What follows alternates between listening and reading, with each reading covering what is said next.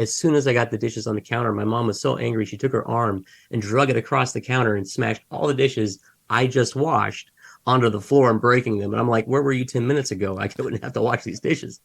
But not to be outdone, my dad threw the kitchen counter, not the stuff on the kitchen counter, but the entire counter up off of the boxes and across the room. I also started to experience some changes in my mental state. Bipolar disorder is a mood disorder that has a person that moving back and forth from intense feelings of depression, and then you move from that to a sense of anxiety, a sense of mania, so to speak. So it's like driving a Volkswagen Bug 110 miles an hour down the freeway. It'll do it, but not for long. And so I would drive it through the day, and then when I get that thing home at night, it would just fall apart. I remember falling in my knees on the front doorstep of my house, begging God to help me. And in that moment, I could feel the very arms of God around me, holding me. And his spirit whispered in my ear, "It's okay. I'm right here with you. You're not alone. You can ask for help." Have you ever been in your head?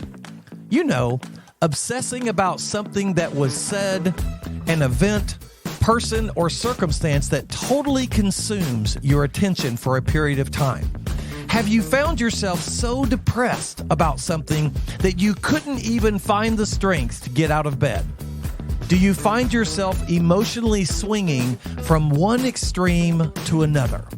This type of thing happens to everyone on occasion, but maybe for you, it happens a lot. Do you feel alone in your struggle and that no one understands you? How do you know if a way of thinking is abnormal? How do you cope with these extreme feelings? Can God bring healing to your life? And what does that healing look like? These are the topics that I want to discuss with our guest today as he shares his life change story with us. I've actually never met our guest in person, and he is Zooming all the way from Queen Creek, Arizona, which is just a suburb of Phoenix. I'm Eric Hutchinson, and this is the If Nothing Changes podcast. So, hey, new friend, why don't you introduce yourself and let the listeners know who you are? Hi, I'm a grateful believer in Jesus Christ. I like to start by saying that, which is the coolest thing I get to say about myself. I'm currently learning to steward the bipolar disorder that I have, that God created in me on purpose and for his purpose. My name's Dustin. Hey, Dustin. So glad you're with us today and so glad that you agreed to do this. I'm excited about hearing your story. So I always like to kind of start to give the listeners and myself, since I haven't really met you before, a little bit of background. Where are you? Where were you born? Where did you grow up? And tell us a little bit about your family of origin. Sure thing. I find that you find your way back home no matter what happens in life. So I was actually born and raised in Mesa, Arizona, which is just down the street from where I'm at right now. And I was born into a rather large family. There was mom and dad, and I had three brothers. And so it was just a whole bunch of fun at our house with all of us kind of running ripshod through there, and my mom trying to herd us together before we break everything up, which was fun. And we've stayed in Arizona almost most of my life. And then, you know, the first opportunity I had, I ran as far as I could, as fast as I could to see the world, and eventually found myself right back where I started, which is kind of nice. Oh, well, that's neat. Well, where are you in the pecking order? Are you number one? Are you the oldest or the middle or the last of the boys? I am two of the four of us. My older brother was kind of wild and went out there and did a lot of interesting ways of living life, kind of trading paint, if you're a NASCAR fan, trading paint with life, so to speak. And so I found myself in the role of kind of helping raise my younger brothers and keep things going on in the house. And so I kind of took that role as well. So I'm two of four. So what was it like growing up in your home? Did you have a mom and dad the entire time that you were a youth, or what was that like? Well, it's my mom and dad were always married, but not always together. And so I'll tell you a little bit about my dad. My dad's a quiet, strong man of character, which is a really cool thing to understand about him. He's a tradesman, so he's always constantly working with his hands. He's a skilled carpenter and a skilled craftsman. But if you've ever known anything about the trade, you know that work is not always easily available. We kind of lived feast or famine. We'd have like ramen noodles one weekend and steak dinners the next. I remember one particular Christmas, my mom made us give toys to a local church for a toy drive in October, only to have to receive our Christmas from that same toy drive that same year. What's cool is that the toy drive was age and gender specific, so I ended up giving myself my own Christmas presents that year. So it was kind of nice. I got my stuff back. I felt good about that. But my dad worked hard, but also kept a lot of his self to himself, kept a lot of his pain to himself, and taught me early on that manning up and stuffing that pain down and keeping that away from other folks was really the only way to be able to approach that. And even though he had compassion, deep compassion for other people, if we had a open couch and someone was in need, we had a person that was living on the couch for a while. It was the way that we dealt with our own internal struggle stayed to ourselves. So it was this interesting dichotomy. My mom, she was probably one of the strongest people I know, and she kind of had to be because between dad and the four of us boys, she was raising us all. It was a Herculean task I wouldn't wish on anybody, but she was doing her best to kind of keep the family afloat during those lean times. So if she wasn't doing things at home, she was working two or three jobs to bring in more of an income. And this often left her kind of frazzled and on edge. In Arizona, we have a children's home called Sunshine Acres Children's Home in Mesa, and it started up in the early 50s, and she was one of the first 50 kids that was there, her and her brother and her sister. And they were adopted by my grandmother, who I say in the very Disney sense of the word, my grandmother, because she wanted a son, but had to take the package deal, which means you have to take the son and the two daughters too. So my mom spent her entire youth working on earning love and earning approval. And so that kind of translated into how she interacted with me and my brothers in our life too, which kind of stamped me performing for approval early on in my life as well. And so when I say that my parents were um, together, but not, or always married, but not always together, the stress and the strain that would go on with the limited resources and kind of trying to keep things together would wear on their relationship, and they would often get into these verbal and physical fights, each one kind of giving as much as they received. I remember one time, um, my brother and I were doing chores. We were doing the dishes, and I got wash and rinse, and he got dry and put away, which is just a scam because like all the work is in the washing and rinsing.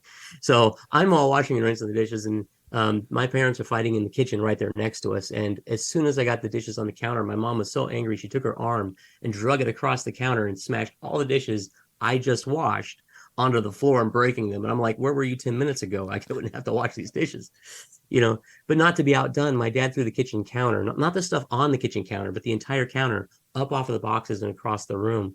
Those types of conflicts happened a lot. That found them in a strained relationship off and on throughout my childhood. So there were several times where dad would go live in a new house and they would be separated, and we would have to figure out if we're staying with mom or going with dad. And then they would get back together, and we would do that 3 or 4 or 5 times throughout my childhood.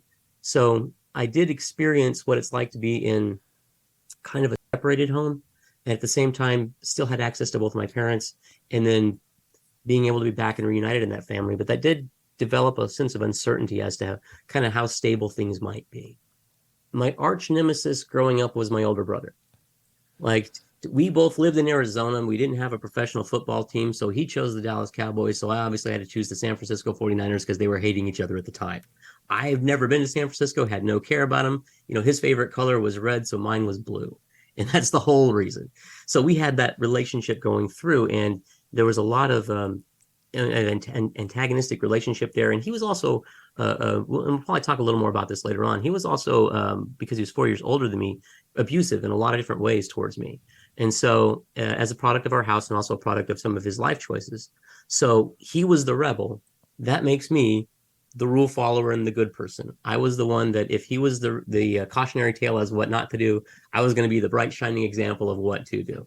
And you couple that with my mom's understanding of how love is earned, and love is and degrees of love are earned based on your performance. I was really wanting that performance. So I found out at an early age that I was kind of smarter than your average bear. My parents took me to get tested when I was little and found out I have an IQ that puts me in the top 2% globally, which sounds impressive, but that and $5 will get you a bowl of soup at Denny's. It doesn't really do much. But at the time, I've that gave me this sense of feeling special and important that my friends from Boston call being wicked smart. It was that. And so I would latch onto that as much as I could to as a way of being able to get favor and love and attention, primarily from my folks. Because you see, when I came home with a report card that had straight A's, they'd stop yelling at each other and they'd see the report card and they'd say, "Hey, good job, we're proud of you." Goes on the refrigerator, gold star, and I feel good. Problem is, report cards only come out like every 8 weeks. I need them to love me like sooner and closer together and balance that out, which eventually led me into a whole bunch of different ways of performance in school, athletics, music, academics, clubs, church, you name it, just to kind of do the dance to get the cookie for it.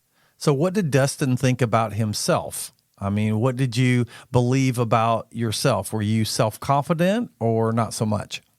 Not at all. One of the things about the highly intelligent kid at a very young age is that intelligence can be a bane when you're little.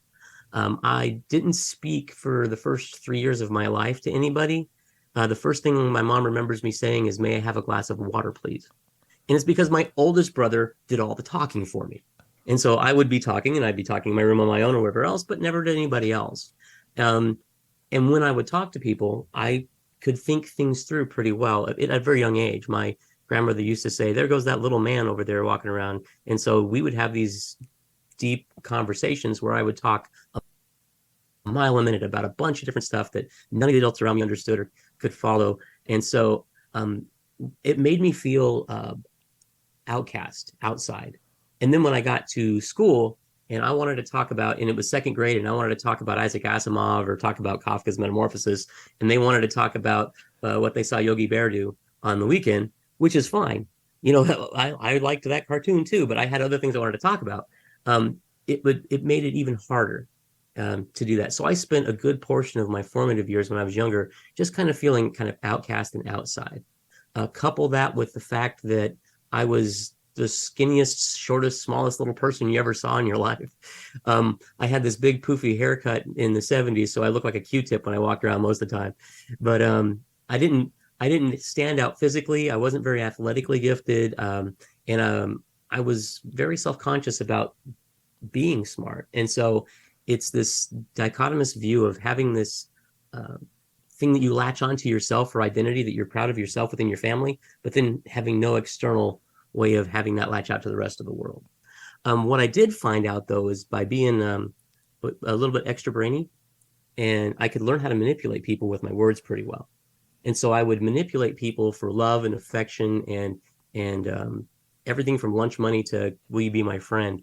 I used to say that my one true talent was helping other people have my way. And so it was a way of being able to get some control in a world where I didn't have much. So it kind of gave me that sense of control, but it also stamped codependency into my life, because you see, in order for me to manipulate you, I have to care an awful lot more about what you think of me than I do about how I see myself. So lost completely in that is me, and gained in all of that is the thing I want, the image I want you to see. So I haven't heard you mention God in any way. Was religion or God a part of your childhood? It was. We grew up in the church. What was interesting is that my mom was also very much a pillar of the church. Sunshine Acres Children's Home is a Christian children's home, so it's faith based. And so my grandmother was a very staunch believer. I'm not entirely sure which denomination, but it was very strict. And so she was she was always continuously connected to the church. My mom was growing up, and then brought that in for us. So we grew up in the church. My mom worked at the church as a volunteer. We were at the church quite a bit, and being a brainy kid, I absorbed a lot of that of the scripture and a lot of the theology, and got fascinated with eschatology when I was like 8. So trying to understand, what's going to happen, and what's going to end up at the very end of things. And so I really wrapped myself into the book knowledge of church, but because I didn't know who Jesus was, I didn't have a personal relationship with him. It was all just kind of a checklist of facts. But it it was still performance oriented too. I found myself teaching vacation Bible school and being a leader in the youth group and singing in the church choir, and was always the kid that stood up and preached the youth sermon whenever we had that thing come around once a year. But had no actual individual connection with Christ. I like to tell people that I have different days for when uh, Jesus became my Lord versus my Savior. Like he became my savior when I was 5 years old, because I was able to talk with the pastor and a couple other folks about the fine points of salvation as they appear in the book, and how it all makes sense, and didn't really understand that there's a whole lordship aspect to that and a relationship aspect to that till many years later. So, whenever you were in high school, did the performance mode that you were in with your mom and you were trying to be the good child versus your brother? So, did you experiment with anything, any substance or anything like that in high school? Did any peer pressure get a hold of you? Did you sow any wild oats in high school, or did you stay straight and narrow? It probably helps to back up a little bit and talk a little bit about more of the dynamic relationship between me and my older brother. My older brother was my primary abuser, and he abused me every way you can think of. His verbal abuse was surprisingly good given his grades in school. I remember his emotional abuse involved like trapping me in small spaces, threatening to kill me in my sleep, stuff I believed he would do. I had a realization about a year and a half ago that I don't face the shower when I take a shower. I face away from the water because I get a panic reaction. And God finally kind of revealed in his timing that the reason that happens is when you're poor and you don't have a lot of money for the water bill, but you've got four dirty boys, you throw them in two at a time and you try to get them cleaned up as much. And every time I would be throwing him with my older brother, he would hold my face into the water and it threatening to drown me. Now it's the shower, so it's not going to do that, but I didn't know that. And so it's kind of had that lasting impact. Um, Physical abuse was his forte because he was 4 years older and much bigger. And so he would take advantage of that by kind of abusing me with anything he could get his hands on, and including his hands. I remember one time when I was probably 7, he found my dad's bullwhip and he cracked it next to me and cut my leg. And I still got a little gummy worm shaped scar on that leg. And as soon as he saw the blood come out, he started to sing the sibling song. Kind of goes like, "I'm sorry, I'm sorry, I'm sorry. Don't tell mom, don't tell mom, don't tell mom." It's like this. It's the sibling song. If you've got a sibling somewhere, you've probably sang that song once. It repeats. One of the secret abuses for my brother, though, is the sexual abuse of me.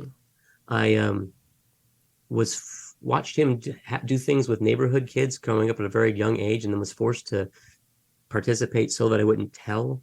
And that abuse happened for several years. And I will say that the lasting impact on my life and the scars that left are far deeper than any of the other physical stuff was. And it did shape a lot of my own addictive behavior. And the reason I mention that is because you had asked about vices in high school, and the combination of manipulation and the extra large intellect got me going into sex. I had my first willing sexual experience when I was 12 years old with my 16-year-old babysitter. It was my idea that I helped her suggest. It was a series of behavior that I was able to engage because I could speak very sweetly and very quickly and look very adorable in the process, and essentially con people in the same way I had for food or for money. Um, my high school days found me moving from one partner to the other. The word promiscuity is far too weak a word to use to describe my behavior. A lot of times I was meeting girls for the sole purpose of having sex, knowing little or nothing about them, sometimes not even their names. What's interesting, though, and we'll probably talk about it later, is as even in that sinful action, God started a series of events in my life that would ultimately save my life later on down the road. So, what did you do after high school? Did you go into college or did you go into the workforce? I went to a Bible college in Missouri with the idea of being a youth minister. I thought, hey, this is a job where they pay you to take kids to Disneyland. How hard could that be? Which was really not at all what the job was. But I pulled up, having never been to the college, having never been out of my own state, aside from mission trips to Mexico. I showed up one day at the doorsteps of college when the semester started, and was able to do that for about 2 years. I quickly learned how to manipulate the system around me and to talk to the people that were there, and found myself right back in a lot of my old behaviors. I also started to experience some changes in my mental state, which happened right around college times too, where I couldn't regulate my moods as much as I used to, and I couldn't maintain a clarity of thought. I would have um, different seasons where, in some seasons, I would be so amped up and anxious that I couldn't sleep and I couldn't focus and I couldn't do anything in a straight line to save me. And other seasons where I couldn't pull myself out of bed if you asked me to. And neither of those seasons are great for academics. So, being a brainy kid in high school and having everything come easy, it was probably at the end of my sophomore year where the college politely asked me not to come back after I had a point 0.7 GPA, which you really have to try hard to get a point 0.7 GPA. I mean, that's literally not even putting your name on the paper sometimes. When you get to be about 18 to 22 is when a lot of the onset of a lot of the mental health mood disorders, like bipolar disorder, really start to kick into high gear.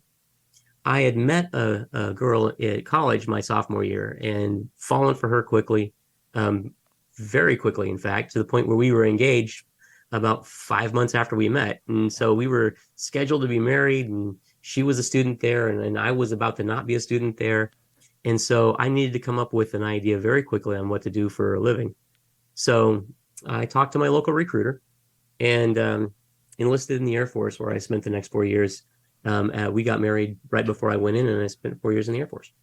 So why don't you define what bipolar is, and then kind of let us know, when did you become aware that there was something?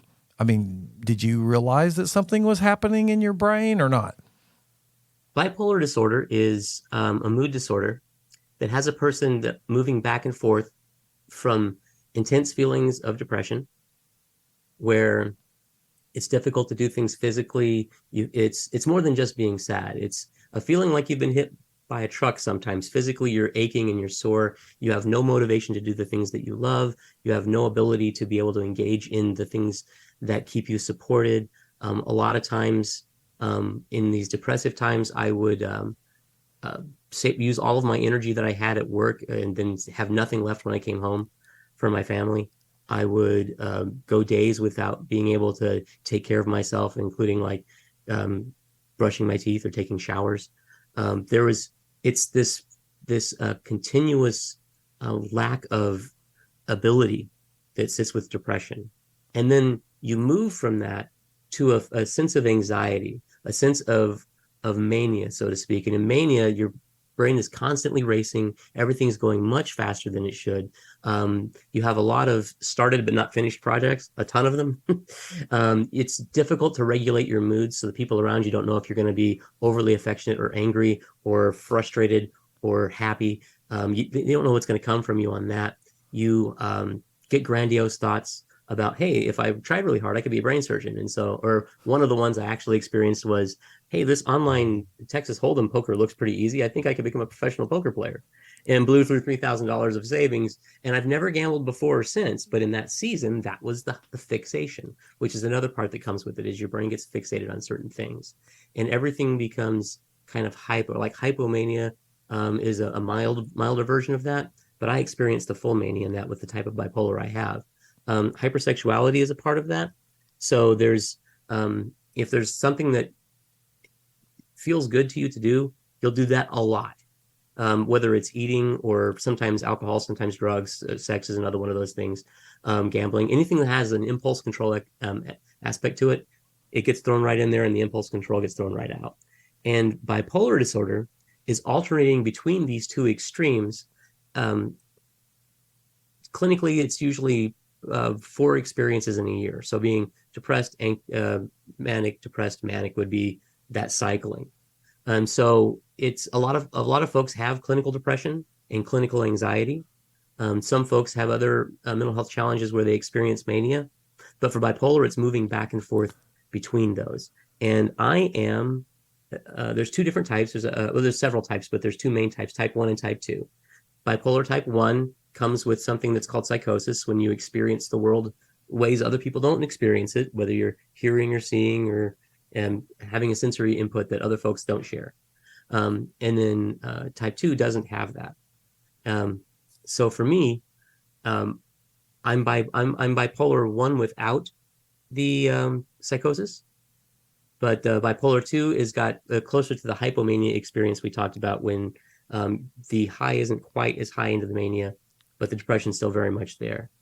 So when I was in college and then even in the military, I would have these experiences and have no context that anything was even going wrong. We didn't even consider mental health as an issue in our family growing up.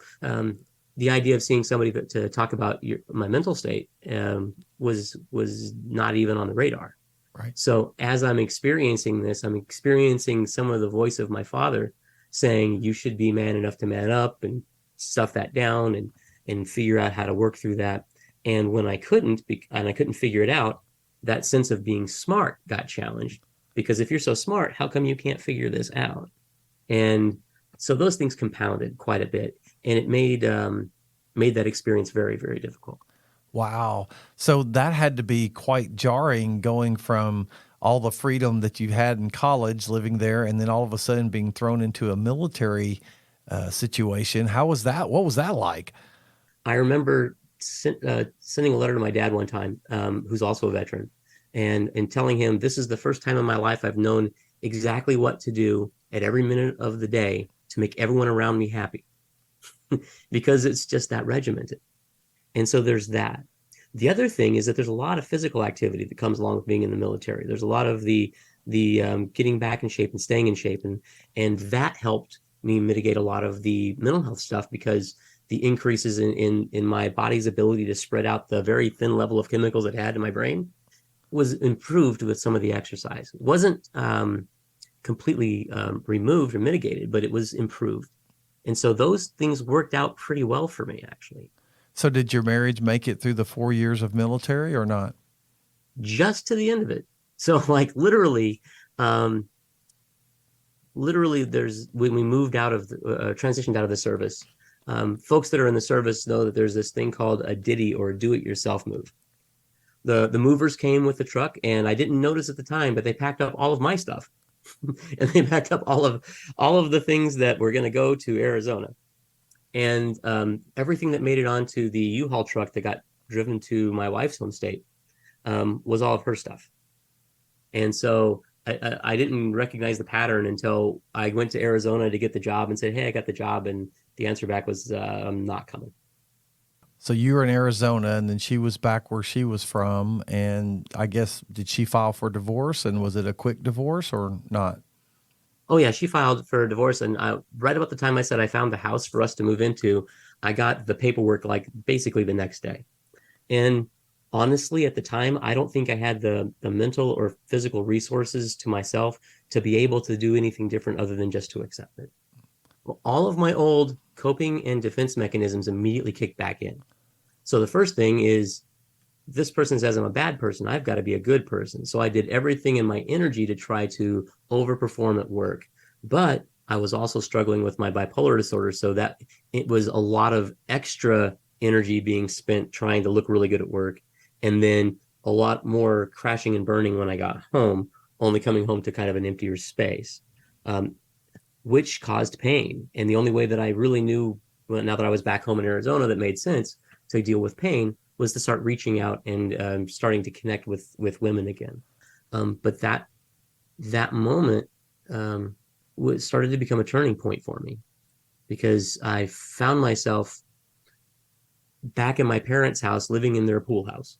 When I say pool house, they had a pool and there was a little trailer next to it, and I got to stay in that little trailer. And my parents, as well-meaning as they are, that didn't understand much of this, a lot of that old family dynamic started coming back. And I kept telling myself, I've got to get out of here. I can't stay here anymore. So I had met somebody online and we had connected for one date, and 5 seconds into it realized we were never going to get to connect, but we liked each other as people, so we talked a lot. She was living with her family as well after coming back from college and also needed to get out, and so we found an apartment and moved into that.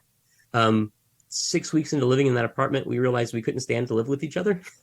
But we stayed anyway because we had a lease, and there was two master bedrooms in this apartment, and She worked nights and I worked days, which meant I had custody of the kitchen over the nights and she had custody of the days. And so we just paid our bills and, barely saw each other for a little bit. And we're both content to be able to help each other get through.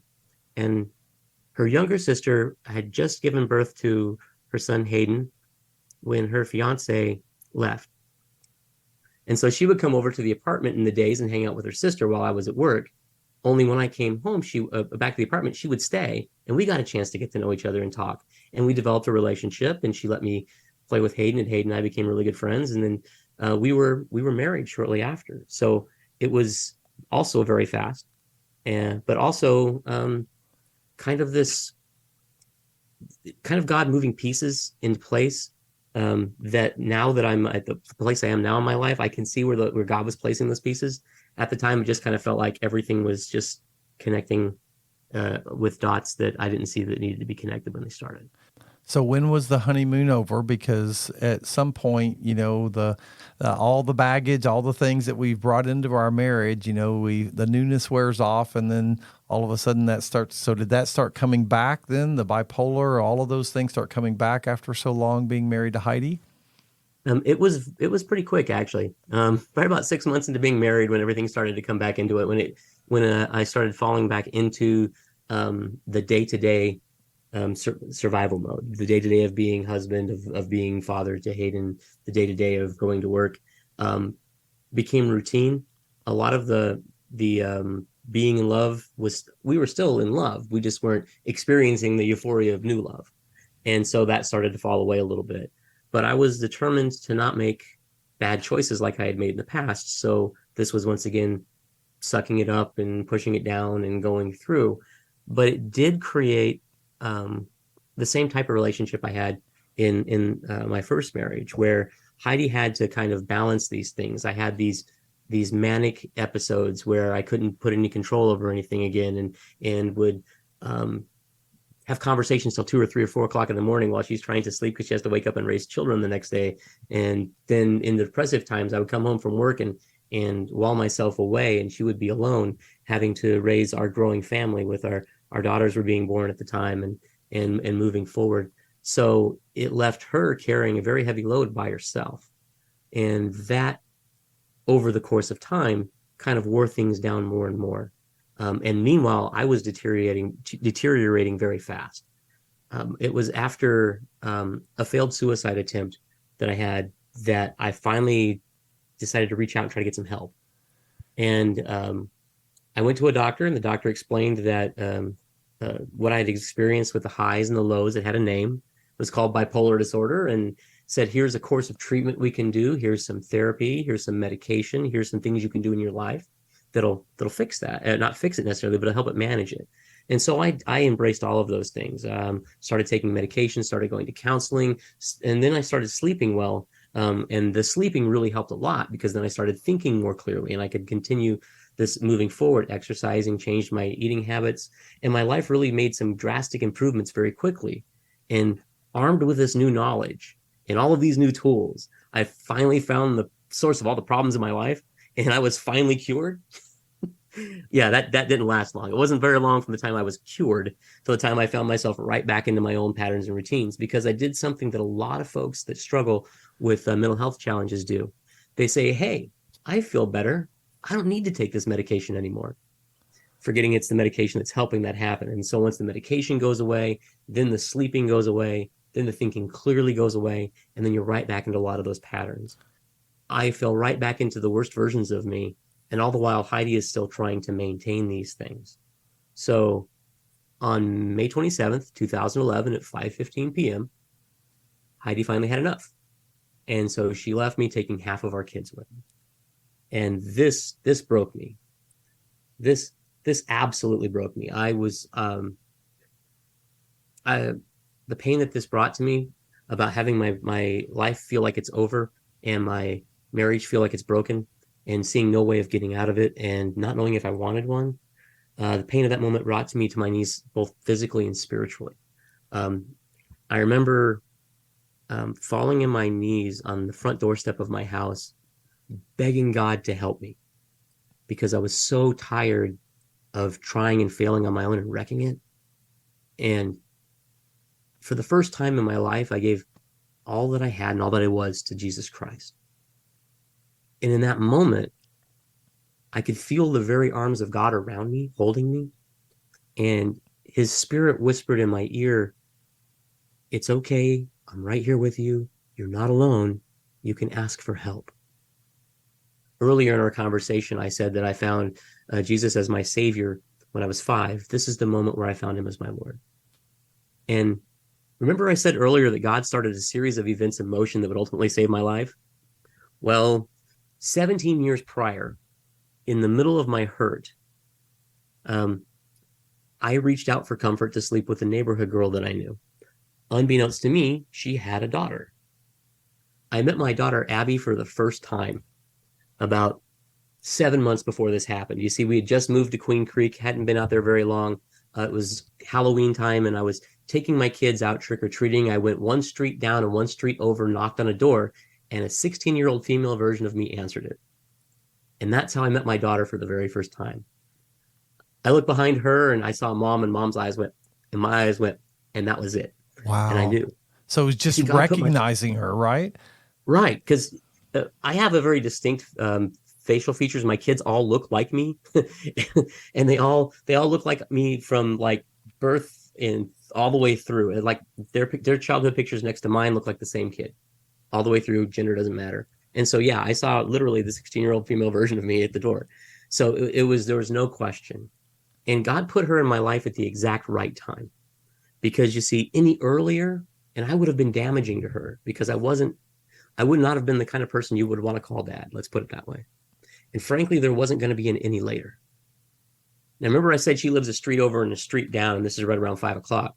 And I'm on my knees on my front doorstep. Well, while I'm there, she drives by my house and sees me on my knees on my doorstep going home from school. And she calls me and she says, "Hey, Dad, are you okay?" And for the first time in my life, I said, "No, no, I'm not." And she said, "You really shouldn't be alone right now. I want to come over and be with you, but I can't because I work in the children's program at this thing at my church called Celebrate Recovery. And why don't you come with me?" And I'm like, "Okay." So I show up to this place, tiny little church, maybe 10, 15 people in it. And I'm looking around. I'm like, these people are weird. I mean, because they're all have pain, they're all struggling through something, but they're all celebrating, and they seem to be happy that they're there, and they seem to be connecting with something that's giving them joy. And I couldn't feel any of that. I'm like, this doesn't make sense to me. I'm going to get up. I'm going to leave the first chance I get. And they stood up to do this thing called a chip celebration, where you go up to the front and you get a token or a chip for various links of victory over whatever your hurt habit or hang up that you're struggling with is. And I'm like, this is my chance. I'm going to get up and I'll walk the aisle, and everyone's standing. No one will see me. I turn to walk towards the middle, and a guy my age turns and looks right at me, walks right towards me. And I'm like, "Please don't talk to me. Please don't talk to me. Please." It's like the sibling song. It's the introvert song. It's similar, but it kind of goes through. I'm like, "Please don't talk to me." But he doesn't. He gets to the end, and he turns and he walks to the front of the room, and he picks up a blue chip, which is the first day one newcomer chip. And he says, "Hi," and he gives his name. He says, "I'm here because I have bipolar disorder and I don't know what to do." And I'm like, "Fine, I'll stay." Like, what is the odds that in 15 people on my first meeting, there's some other guy in his first meeting that has the exact same issue I have, only he was brave enough to walk up front and do something about it. So I stayed, and I got my chip that night too. I went to this next thing they do there called an open share, where everybody sits in a circle and talks about stuff. And, I just busted open like a pinata. It was bad. It was like snot bubble crying. It was just everything came out. For the first time in my life, I actually shared as much of what I was feeling with somebody else that I've ever shared before, because I never shared with anybody. And then as soon as I was done, I sat there in terror because I just realized everything I just said. And I looked up, and these guys in the room, they just nodded their head and they said, "Thank you for sharing." And they said, "Next," and let the next person share. And if you're interested in learning more about this Celebrate Recovery thing, please reach out and find somebody, because you'll never find a safer place in the world. I felt so safe at that point. And that was the thing that started me on the road to really connecting with Christ, figuring out how to manage the stuff that I'm going through, and how to really work on giving away my will and my life. So the decisions I make and the reasons I want to make them to Christ for his care and control. That was the starting point for a lot of that. Faith really didn't, and Christ really didn't come into our lives as a part of it until this moment, which was a great story because my youngest daughter, Olivia, was 4 years old at the time, and she went with Heidi when Heidi left. And on a Sunday, a few weeks after I got into recovery, my 4 year old daughter goes to my wife and says, "Let's go to church." And we're like, "You've never been to church in your life. Where did that word come from?" You know? So they go. And Heidi has this spotlight sermon. I don't know if you know what a spotlight sermon is. It's when you're sitting in church and God makes everybody disappear and puts a spotlight right on you and says, "This is what I have to tell you." And he said to her, "Even if your marriage doesn't make it, your family has to. Go home." So she did. She packed everybody up, brought them home, got into my driveway on a Friday, right around 5:30.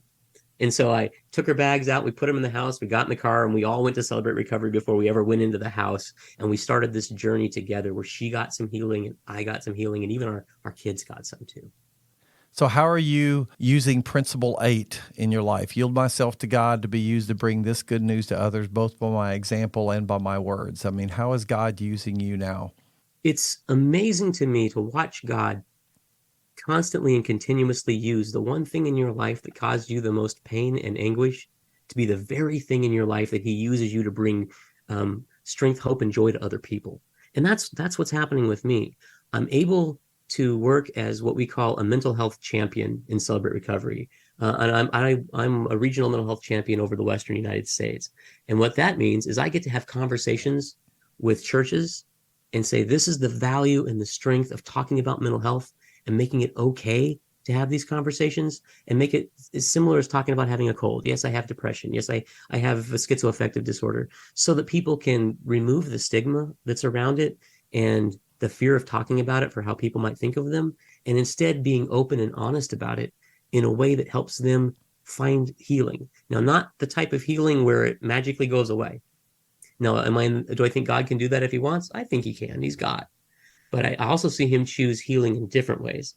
A lot of times in obedience to him by stewarding your body the right way and your mind the right way, which involves seeing a doctor, maybe taking a medication, definitely taking care of yourself in a way that lets that happen. And so encouraging people in the church to get away from some of the ideas like the Bible says we shouldn't be depressed. Well, the Bible doesn't say we shouldn't have clinical depression, and that's a way that the brain is made. The same thing about anxiety. If you're experiencing a manic event or an anxiety attack, well, you just don't have enough faith. It has nothing to do with faith. It has everything to do with brain chemistry. We don't tell people who have diabetes that they have not enough faith because they take insulin.